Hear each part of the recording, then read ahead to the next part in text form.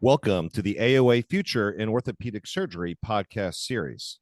This AOA podcast series will focus on the future in orthopedic surgery and the impact on leaders in our profession. These podcasts will focus on the vast spectrum of change that will occur as the future reveals itself. We will consider changes as they occur in the domains of culture, employment, technology, scope of practice, compensation, and other areas. My name is Doug Lundy, host for this podcast series. Joining us today is Dr. Chad Mather. Dr. Mather is an assistant professor and vice chairman of practice innovation in the Department of Orthopedic Surgery at Duke University. He's a core faculty member of the Duke Margolis Center for Healthcare Policy, as well as the chief medical officer of Optum Specialty Care. He went to medical school and residency at Duke University, did his fellowship in sports medicine at Rush University Medical Center, and his master's in business administration at the Duke Fuqua School of Business. He is a health services researcher and a decision scientist with focus on economic analysis, health preference measurement, and personalized decision making. His clinical practice focuses on hip arthroscopy, including both FAI and extra-articular hip endoscopy. Dr. Mather, welcome to the podcast, sir. Thanks, Doug. It's great to be here. Thanks for inviting me. Yeah, Chad, great to have you on. So, Chad, when it comes down to when we're really looking at changes in payer models as we move into the future, we're going to discuss changes in payer models. Mm-hmm. As you and I had discussed, I don't know anybody that's going to be better to talk about this than you are. So can you tell everybody kind of what your other job is besides being a hip arthroscopist at Duke? Yeah. What else do you do for a living that makes you such an expert in this? And yeah, don't be humble. Tell it all. Well, thanks, Doug. Yeah, I feel like this is a topic I spent a lot of time thinking about. It was a passion of mine before I even went to medical school, and then as a resident, it became even more interesting to me as this became more and more of a focus of the profession, and I knew I had this interest and so further developed it. I was lucky to meet you in the Washington Health Policy Fellows program. That's where I learned a lot about the advocacy side of it, how the sausage is made and so on. Learned that there's the regulatory side as well as the legislative side. Didn't even know those types of terms existed for that program. So that really gave me a great foundation for how to be actionable in the space. I spent my early faculty years, in the first several years, doing what I would characterize as the work in the components of value-based care, things like shared decision-making and patient-reported outcomes, so on and so forth. But as we built these really cool prototypes, I realized that this was never going to reach scale till we changed the payment model. And that was about the same time I was going to Fuqua. And there I took some great classes about organizational innovation. And we came up with this concept, the practice transformation unit that you had mentioned there in the bio. And the purpose of that was to accelerate value-based care through development of innovative care models that would illustrate what that future looked like, and doing further experiments in the components of value-based care. But then when we're talking about today, payment models, change the payment models. I was also fortunate at that same time for the Margolis Center to kick off. So we had this great new health policy center at Duke, and passion for that. And during that time, we spent a lot of time working with Kevin Bozick at Dell and the three of us, the Margolis Center, us at Duke Ortho and him at Dell, working on condition-based payment. And that was really had a lot of momentum there. And then, and this was maybe about 4 years ago, I started feeling like we still had so much yet to answer. We had so much momentum and hope in North Carolina, where we had some new leadership at our main payer, Blue Cross Blue Shield. There was so much hope that we were going to be the epicenter of value-based care. And then in a moment, he moves on, and I realized that the limitations of a single state being able to answer these questions, and that's what led me to Optum. That and Dan Murray. I mean, having great leaders is really important. I mean, that's really what allows us to create things that solve these kind of problems. And so in those two things that led me there, that with one of my main goals was to learn, I saw this landscape of 20 markets that we're in and said, we could solve this problem 20 different ways and learn from people solving in different ways. And so it has been the last 4 years doing a lot of learning like that and observing what's going on. So Yeah, you're right. I'm glad you asked me to come do this podcast because I can give you a chance to kind of share all I've learned across our landscape in that time. Yeah, that's fantastic. I mean, you're the right guy to talk to about this. And for folks who don't know, can you explain what Optum is and Yeah, what your relationship or what your position in Optum's about? absolutely. So that's usually how I start these talks on the future of orthopedic financing, is kind of level setting that there. So Optum is a health services organization. It's a healthcare delivery organization that's part of United Health Group. So United Health Group is made up of United Healthcare, which is the benefit company or the insurance company part, and then Optum, which is the healthcare delivery company. The goal at Optum is to create an ambulatory-based health system, and that's in contrast to I mean, more hospital-based health systems, and that's one of the things that drew me to it.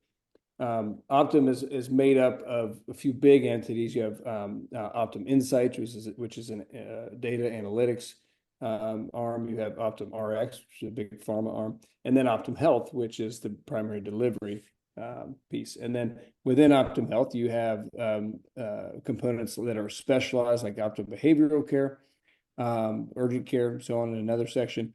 Then you have the multi-specialty or primary care groups, IPA organizations and networks that all take substantial amounts of risk or heavy value-based care. And then you have SCA Health, which originally was a ambulatory surgery company, now evolved into a specialty alignment company, and that's where I formally sit, which is really the best of everything, because SCA is still has a lot of its smaller company culture. It's as I like to say, closer to the cellular level of healthcare. Where SCA is, because it runs surgery centers, only one step above that. So it's a wonderful place to work with a beautiful culture. And yet, we're part of this big organization from a resourcing and learning standpoint. So it really is it's a wonderful job, and very fortunate to be able to work there. So if we were in a deposition right now, the attorney would say, I'd like to submit Dr. Mather as a subject matter expert in this area. So clearly you are. All right. So what I'm asking everybody, as best as you can within the concepts of reality before you get Yeah. too far out on the edge and you start going, I can't do that. Within the next 10 years, 20 years, however far out you feel comfortable doing, where do you see payer models going? So my residents now who are just starting, my PGY ones who still have 5 years left with us here, and then a year of fellowship, and then they got to get their job and pass their board and all that. So they really don't get up and spinning and cranking for probably another 8 to 10 years. And then they're going to do at least another 10 years of that. What do I tell them? This is what pair models look like then. Yeah, that's great, Doug. I love that. I love that framing. I think the best way to start that answer is to take a moment to better define, or at least renew the definition of value-based care. I get that question a lot. We're at this point now where people are saying, "What is this?" I mean, and I get that question a lot, and so I've thought a lot about it. And the way I like to define it, and I would, especially for young people, is that it's value-based care is financial innovation. It's using financial innovation to solve important healthcare problems. The first problem that we envisioned solving was I mentioned earlier, affordability. I got really more passionate about this when I realized it could solve clinician burnout. No question that it can and should solve our prior authorization and burden that we face. It can solve the gaps in care that we have. That's where we used it to build a whole person musculoskeletal care model. It can solve declining physician profitability, and in a minute I can mention why that's important. And then what I think I've discovered most recently it can solve, as I'm passionate about, is health equity. So for especially for young people, I would suggest they look at it from that that lens. What problems can we solve by innovating in the way that we pay for care? And in 10 years, I think some of it depends on how well we do with that. I mean, are we just shifting the margins around, creating just different winners and losers, or are we truly solving those problems? A great example that's very tangible is exactly that prior auth space. If taking more meaningful amounts of musculoskeletal risk in managing that, can alleviate that burden, then value-based care has a future. That's 10 years. I mean, those are the types of things that we try to focus on is those tangible improvements in both the patient experience, patient outcomes, and our own experience that value-based care can solve. That's going to define the future. Where do you think? Let's just go to bundles then. I mean, Yeah. and I know they're coming out. So BPCI and CJR are nearly defunct.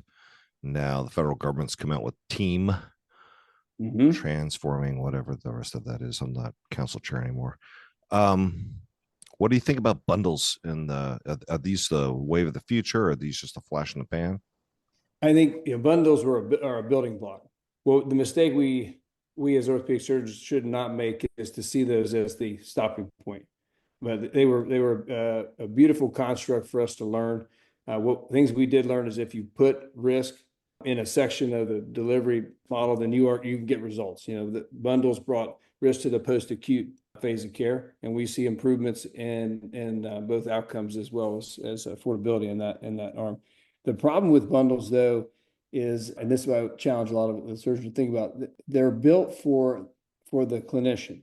That's how you want to manage care. That's how you want to manage financial risk, is in a cell that you can control, the bundle, the episode. The problem, though, and it is on a classic insurance, if you're taking a risk on something too small, it's very volatile. And so thus the benchmark pricing problem that has befallen bundles. And I think will continue to, just based on the structure. You have one reference group that you might price that bundle at, and then there's a different group that you actually take care of, and that crushes the whole model, all your good work, based on the volatility of that benchmark price. So if bundles do have a significant future on a large scale, we've got to solve for that. The only way I know to do that is to expand the scope of the risk that you're taking, and so that you affect that volatility in that way. So the other problem, and this is so important, Doug, is that bundles have made value-based care appear to be a joints and spine initiative. Right. And that is a problem for our practices, more than any, because it splits them apart. And now you've got, okay, we're generating money here, we're maybe distributing it, and there's tension around that, versus things that everybody can be involved in. So that's my other problem with bundles, is they're too narrow to involve everybody. Yeah. Wow. You almost stepped into narrow networks on that one. So you're talking really specifically about procedural based bundles around total knee arthroplasty, total hip arthroplasty, spine, or proximal femur fractures, if you want to get into CJR not CJR, BPCI. But what about the stuff that Kevin Bozik's been talking about, Carl Koenig's been talking about in terms of condition based bundles, more or less, and you can even take that off into capitated care if you want. Sure. Well, that's where I started. That was my first jump off point, was condition-based bundles. And I thought that was the solution. But when we'd make progress, and I could hear that the sausage being made, if you will, and it was almost like I could feel the house collapsing under the weight of the details. And it's even harder to define things like attribution. So when I talk about payment models, and I'm really focused on education, I'll go through the list of terms, that it's important to understand to really engage in this. Attribution is one of the biggest and hardest ones. Attribution means you're responsible for this, and then we, pay you as such. Procedural bundles, the attribution is so easy, right? You did a procedure. I mean, you did it. It's pretty obvious who did it. Attribution is super easy. In condition-based bundles, the attribution is a lot harder.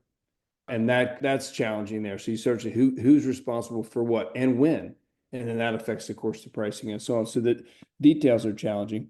The other problem with condition-based models, they don't solve necessarily for the problem I mentioned about it being a joints and spine initiative versus an everybody initiative. And I think the complexity of condition-based bundles in my career, we may only get through joints and spine, and yet that's only 2/3 really of the opportunity that is out there. So those are some of the reasons that we've kind of decided to move away from, or at least I think we should move away eventually from condition-based bundles. That said, the way that we're paid and the way we manage care are not necessarily the same. They have to support each other. But you can have a payment model that is not a bundle and you can manage care as a bundle within that because it's easier. So the incentives and the things that we want to do within condition-based bundles, the focus on shared decision-making, patient-reported outcomes, the whole person care, we need to do that and support that with the right financing model. I just don't know that the condition-based bundle is the one. Yeah, but under the procedural based bundle, I'm paid to do surgery. That's right. So if somebody comes in, and not that anybody would do this, but I am incentivized to do total knee arthroplasty on somebody with degenerative knee pain. Whereas if I'm under a capitated condition based bundle, I should really only operate the people that, because we know that not everybody who gets a total knee gets better. So I should really target this total knee arthroplasty for the people who are specifically going to get better and offer less expensive care to the people where that's not going to help them. So what, you don't think that condition-based bundles help in that regard? I think they're a step in the right direction. I think they're another building block, but I don't think they can solve for they can solve for everything. And I do worry that the complexity of them, is, I have a framework I think about impact versus complexity. And I think I worry that condition-based bundles, while they should do exactly what you mentioned, the complexity of administering them will prevent them from growing to at the level that they should. And rather, we may look at other, like you say, capitated models, capitation, broader risk models that would create the same incentives without the complexities of definition, administration, attribution, and so on. Okay. Yeah, I can see that. So that's good. I like Yeah. that. So at Optum there, so you guys, y'all, how many lives are y'all covering? Gosh, I mean, in total, it's, I don't even know the exact number. I mean, just, hundreds and thousands, millions of lives, and mostly Medicare Advantage, Yeah, sure. that we manage, but we commercial as well, and so on. Yeah. And to your earlier point, I mean, the bundles are, if the bundles are anything at all, if BPCI, CJR, or you can even put that into MACRA with the APMs and MIPS, if you want to talk about complexity, they have achieved that. Wouldn't you agree? I mean, Yeah. anything the federal government comes out with, I mean, you just hope your head doesn't explode as you're trying to read it. I don't know how anybody's supposed to get that done. There's also a one size fits none problem there too. Right, right. That we have. So I think, models that allow for more, more flexibility, more, can be, I think can work better. Now, I often say too that it's just the complexity sits somewhere. I mean, in a condition-based bundle, there's a lot of complexity on the payer side because they've got to administer all that. If say now the alternative side is something like you mentioned, capitation, where we're just paid a fee. We still have to figure out on the practice side how to distribute that money in a way that generates the incentives, right? We have to figure out who does what and when and how in order. And so I one of the things I learned from a lot of the people I work with is we would talk about these condition-based bundles at a high level, and then they'd look at me and say, "Yeah, I get it, but how do I pay my people?" So right. yeah, right. So the complexity just gets shifted to us. But I would say I'd rather, as clinician leaders, be managing that complexity rather than have it being managed for me. Yeah, you just went where I was trying to get to. Whereas we assume the risk then, if we have in our group, in our university setting, in our hospital setting, we assume the risk on the condition-based bundle, saying, yeah, pay us the capitated fee and we'll take care of the population, and then we'll figure out how to pay people from that capitated payment. That's right. Wow, Chad, we're in the deep end of the pool here. Well, what we are, and I hope we can get to, I hope we can get to that point. But what we think is an in between is that balance of complexity and opportunity is just short of capitation, which is still global risk. So it's just saying you're taking risk on the whole MSK spend, if you will, but it's still retrospectively, it's not prospective. So the difference between capitation and global risk models, capitation is prospective. And as we know from prospective bundles, it's powerful, but it is disruptive, right? And it is hard to manage. And your question about 10 years, I hope we can get to really effective capitated models in 10 years. That we would be doing well if we did that in 10 years. Right. That's what Okay. we'd all like to get to, but it's hard. It's hard to, we're not used to that. As you know, that we're used to doing some, RVU models and CPT codes, and I do this work and I get paid, right? Like the fee for service system is so transparent, it's so predictable because it's based on work and you understand work, right? And Right. when you move away from that, boy, it's dark. I mean, it's you're in a dark forest and trying to find your way, and we have to be honest about how hard that's going to be. So I think that's the most eloquent I've ever heard that said. I'm not kidding. I mean, I really, because I've been thinking it this whole time, and yeah. All right, you just said it all. I was talking about consolidation. So at Optum, y'all have consolidated a fair amount.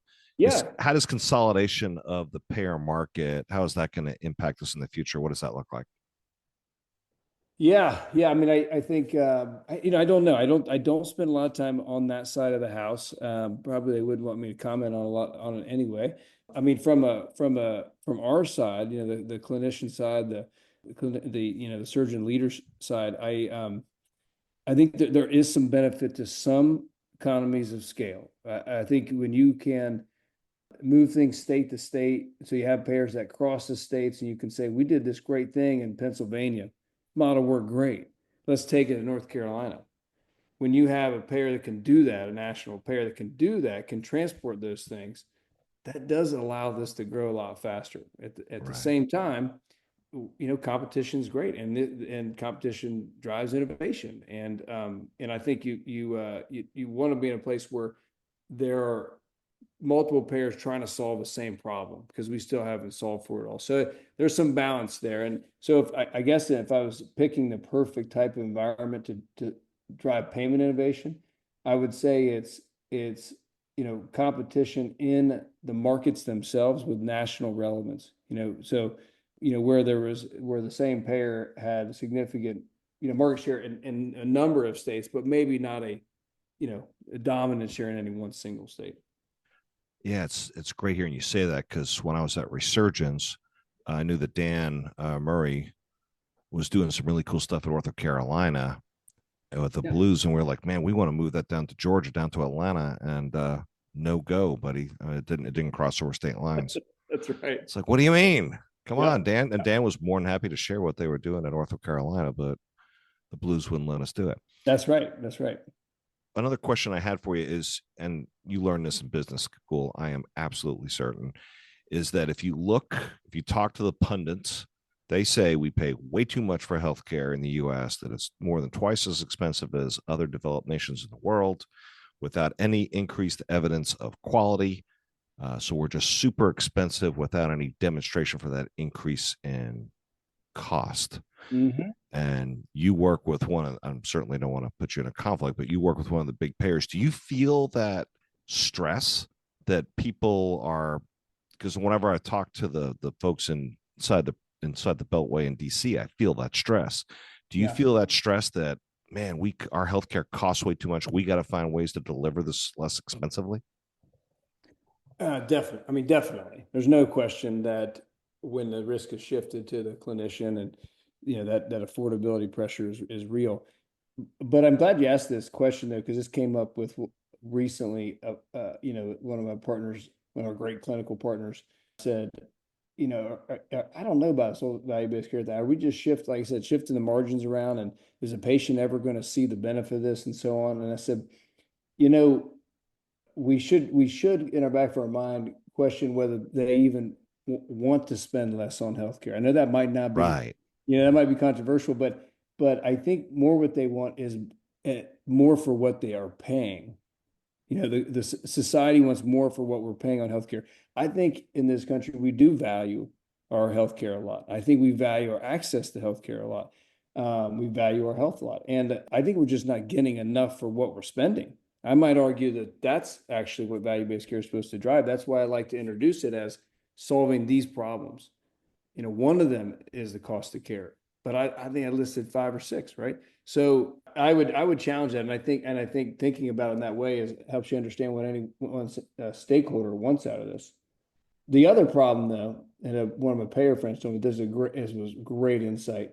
He said, I was asked him point blank, I said, is quality or cost more important? Because, when you're selling, when a payer is selling a health plan, they could buy it on any number of things, and people want good health coverage. They want good care, right? He said that's not the problem. The problem that, it is important. It's not that quality is not important. Quality is harder to see. The cost of care, the premium amount is so transparent, right? You know what a few cents is. You know exactly what it means in your budget to pay this much more money a month. The employer knows exactly what that's going to do to their budget. When you show them what quality care is, they'll know exactly what that means, right? And when you're trying to choose between things, everything from a quality standpoint probably looks similar, but the cost, it's very clear to see the difference. So it's not about, I think, it being more or less important, quality versus cost. I think it's about how easy it is to measure it and see it. All right, you brought it up. So I had lunch the other day with our vice chair of family practice in our system. Yeah. And he was telling me and my dyad partner that his doctors get bonused based of the diastolic blood pressure and HbA1c that's measured over the year on their captured patients in Epic. So how do you measure quality? That's a great measure. It's a nice, hard, objective number, right? Mm-hmm. How do you measure quality in orthopedics then? Yeah, great Just question. off of pros or what? Well, the first thing I would say is that's the single most important question and challenge we have to advance value-based care. I realized that in this last year that we in value-based care lacks a measurement system, especially in specialty care. The primary care space has the STARS system. They have this robust way of evaluating quality within their risk-based models. We have almost nothing. And yet in the fee-for-service world, we've got so many metrics that tell you how you're doing. And so I think the message I've been sending more and more is that we have to get to a measurement system that we build, or we want to be building this. We don't want to have it built for us, which it is being built for us. We want to be building that. And we have to be serious about getting to something feasible, not just something perfect, but something feasible. I think I guess that's my main message is this measurement system is imperative. How we measure quality then, I think with it varies. I think you've got to look at the stakeholder. I think you have to look at what's important, and there's measuring quality and outcomes, and then there's assessing performance within that system. Different things, right? One of my favorite folks is Dave Jessivar. I love that I heard him say recently, I really love this concept of resulting. He talks about. Yeah, CEO at Ortho Virginia. Yeah, CEO at Ortho Virginia about the result you get, the outcome, the hemoglobin A1C may or may not be related to the decisions you make. You may make a bad decision, they may have a good outcome, and vice versa, right? So we have to balance the outcome, the prom, with our ability to manage it, and that takes me to the importance of experience. Right. I had the other day, I had a personal experience in healthcare, and I had a lot of those lately with my family. I am often so struck on how important a great experience is. I mean, many times it's everything to you, right? I mean, it connects you to the system. It connects you to your family. It is so critically important. And I know it's not that we don't think it's important, but that's something we can control, right? I think a lot about when we measure performance and what's important about focusing a lot on the experience of healthcare. So do CG caps and H caps actually and accurately reflect that, or no? I think again, that's a step in a direction. I don't think they capture it completely. Okay. I think the way they're measured is questionable too, and the way that we use it as a benchmark, I think is questionable too. I think, yeah, I mean, there's a lot of different ways of measuring. I mean, another way to assess experience can be the use of things that we know drives good experience. If you're using shared decision-making tools, if you are reviewing patients' proms, you're probably providing a better experience, right? And so that gets again into, the things I can control as a doctor that I want to be measured on. I want to be measured on whether I look at their prompts and talk to them about it, not how they interact with the receptionist. Now that's important, and I got to quarterback that, right? But that's the pushback you get on CG caps is they got in traffic that day, they're already upset, forgot their coffee, and I'm already going to lose. Or or what I see a lot is they refer to me, they shouldn't see me at all. I can't really help them. They waited 3 weeks to see me. I can't hard to save this one, right? Right. So versus have I used the tools at my disposal to create the best experience possible? So what do I tell my PGY fives that are on their way out, getting their ready to take their fellowships, and they're asking me, "Hey, man, so in terms of looking for a good position, a good job, in Yeah. terms of the future in pay or model, what do I tell them?" Yeah, I love that, Doug, because I think that dovetails a lot into what we look for in our practice partners. So one of the main things that I do at SCA Health is run a value-based care partnership model, and we primarily partner with independent practices, but also health systems and so on. And so we think about who's the best fit for that, and what's going to dictate future performance and so on. And my answer, a lot of this is thinking about real performance versus ability to perform. And when I think about the ability to perform in any said model, it comes down to the organizational effectiveness and culture. So what I would tell your PGY5 is look for practices who have solved some difficult problems as an organization. That might be the most important thing. Problems might be top on that list, or the most visible, but what has the practice, the organization solved together as an organization? And is that problem something that builds for the future?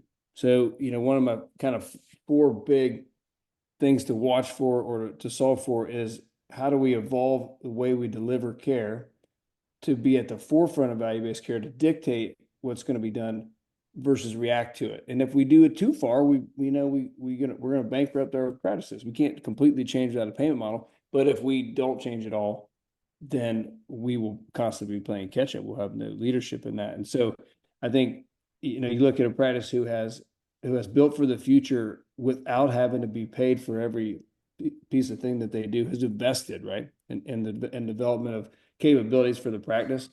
That's probably number one. I think that's number one. I think the other things to look for are again, great leaders, great culture. I mean, and that's part of that, of course. But that when you're in an environment that's constantly changing, having your leaders is critically important. It's also amazes me, and I'm sure you see this too, how much an organization reflects its leaders. I mean, Right, right. isn't it incredible how quickly and broadly an organization will reflect its leaders? So, if you have a leader that you in that practice that is ineffective and they're not going anywhere, that's how the practice's culture is going to behave too. And so I would be wary of that when you're finding a place. Yeah. Yeah, that's good. Those are great nuggets. All right, last question for you. So I am now appointing you as the Secretary for Health and Human Services. The Senate has confirmed you. And the deal with this is you're actually stuck in this job for the next 10 years. And what you do during this next 10 years affects the healthcare of our nation for the next 20 years. What are you going to get done in the next 10 years, Secretary Mather? Ooh, wow, that would be amazing opportunity. Yeah. what my I'll sign employer up for that. Yeah, man. what my employer wants and what I might want could be similar or maybe a little bit different. But I think the what I would how I would answer that is I would continue to advance the accountable care initiative. I think having the risk in the hands of the clinicians is the answer.